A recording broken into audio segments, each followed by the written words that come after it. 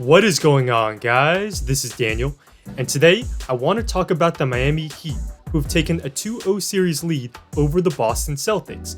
And after Game 2, a lot of the attention has gone to their zone defense in the second half, and deservedly so. It helped fuel a big comeback. But today, I want to focus on their offense, because during this series, they've had a 117 offensive rating through 2 games, which is above the league playoff average. And maybe more significantly, they're doing this against the Boston Celtics defense that through 2 rounds was holding their opponents to a 103 offensive rating. So the Heat are scoring well against a good defense, and let's talk about why. Let's first start with their pick and roll game with Bam. And first, let's introduce the Celtics pick and roll defense. So here, Gasol looks to set a ball screen, and we see Marcus Smart jumps in front of Siakam to force him sideline, and this is called ice defense. And the Celtics like to have Tice drop a bit below the screen. Here, Gasol looks to flip the pick, but the ice defense does a good job of keeping Siakam out of the middle and containing the pick and roll. And the Heat have done a really nice job of attacking this ice defense. First of all, they're taking the open space when it's given to them, even if it's not towards the middle of the floor. And here when Dragic drives baseline, notice how Adebayo will roll right to the rim. He doesn't flip the pick, he wants to get downhill as quickly as possible to give Dragic a passing angle. In a sense, the Celtics' ice defense is backfiring because Adebayo is diving right to the rim and catching it in the middle where he can make a play. And Bam is the perfect dive big because he can catch on the move and pass, but if the weak side help doesn't come, he can also sky for an alley-oop, which Marc Gasol couldn't do.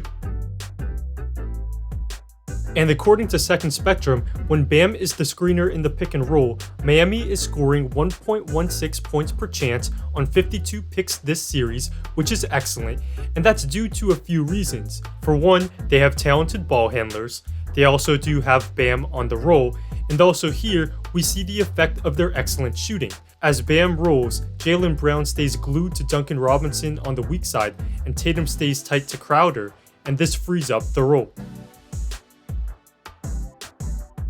This is a great play here. Versus ice, Butler keeps his dribble alive along the baseline, and probing like this can result in good options.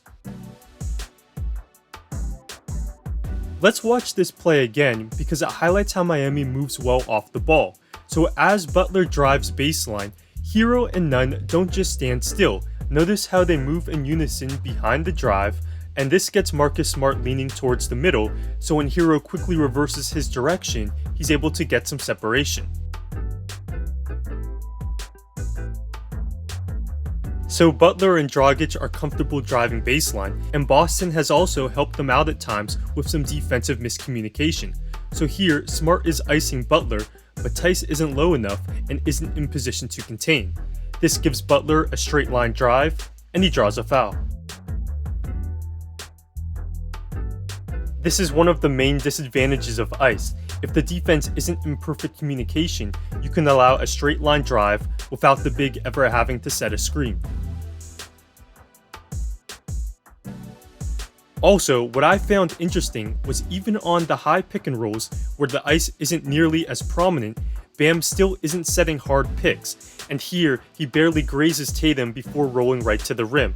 And there's clearly a point of emphasis for Bam to quick roll out of these high ball screens so he can roll along with Butler instead of setting the screen and then trailing the play.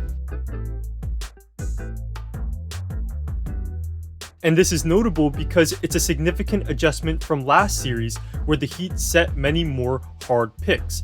And a big reason why is because the Bucks don't ice sideline pick and rolls. So here, Hill isn't forcing Dragic baseline, so Dragic doesn't have a clear drive. So, Bam sets a real pick, allowing Dragic to come off and get a floater. And also, on high pick and rolls, the Heat set many more hard picks because Milwaukee wasn't such a deep drop.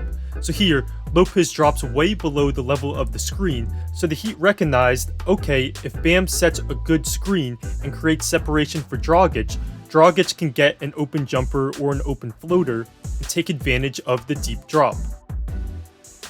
Lopez is dropped deep into the paint, so Bam sets a real pick, so Butler can come off and take advantage of the pocket of space. Whereas versus Boston, Tice isn't dropping super deep anyways, so even if a good screen is set, Dragic won't have that same pocket of space. So instead, the Heat want Adebayo to dive quickly to the rim to give him a chance to get behind the defense. Anyways, what they're doing seems to be causing Boston more stress than in the last round, where we had a heavy diet of high step-up ball screens to try to free up Lowry and VanVleet off the dribble. Next, let's talk about the Heat's off-ball screening because it's generated some easy points against Boston, and sometimes it's as simple as this. Bam leads the break, and off-ball, Butler stays active as he sets a flare screen for Crowder for an open 3.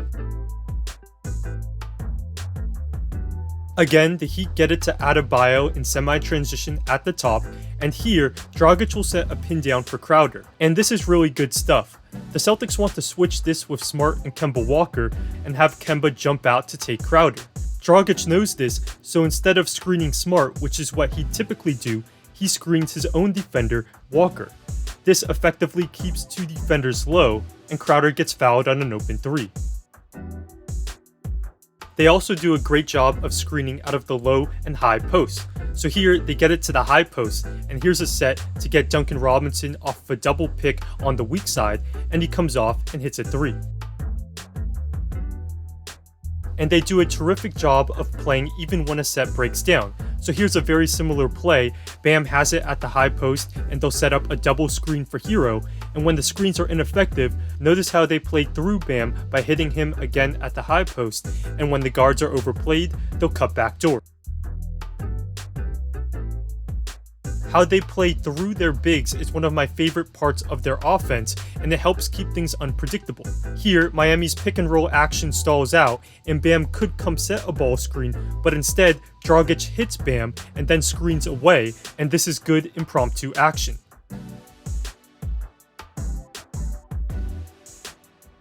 They play this way out of the low post too. Here, Dragic hits Butler, and instead of just standing there, he sets a split screen for Duncan Robinson, who gets an open 3.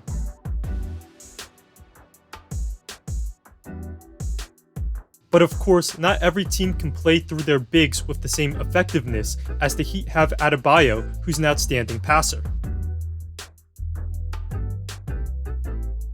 In the playoffs, Miami is averaging 306 passes per game, which is first out of the 16 playoff teams, and they put together sequences like this, which is incredibly hard to defend, where they go into a pick and roll, and then quickly they swing it and get it to Adebayo in the low post, and without a second of hesitation, Crowder sets a split screen for Hero, and that's a great offensive possession. So, the Heat have done some damage with their random off-ball screening, and they've also been effective when they've had some time to set up an organized set play, and the good example is how they used their sideline out-of-bounds plays in Game 1. They got great results out of this one play, and it's very simple. They throw it into Bam, and Dragic will set a bit of a flex screen for Butler, and Dragic is setting this screen because he's being guarded by Kemba Walker. They're picking on him. Dragic makes good contact on his screen, which forces a switch with Walker guarding Butler, and now they can just throw it inside and attack the size mismatch.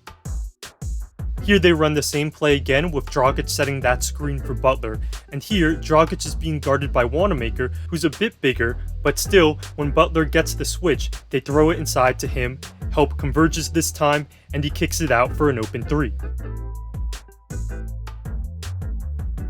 Which all cultivated in this play. 3 minutes left in the overtime of Game 1, and here, the Heat run the same play, but notice how Kemba is guarding Crowder this time, and so a nice job by the Heat to have Crowder set that screen instead of Dragic, as they want to exploit Kemba. Because of the prior 2 plays, this time the Celtics converge on Butler inside before he even gets the pass, which leaves Crowder wide open. Well, there you have it, guys. When you combine their pick and roll game with their off-ball screening and add in the fact that they're killing Boston on the offensive glass, and you have the recipe for a successful offense.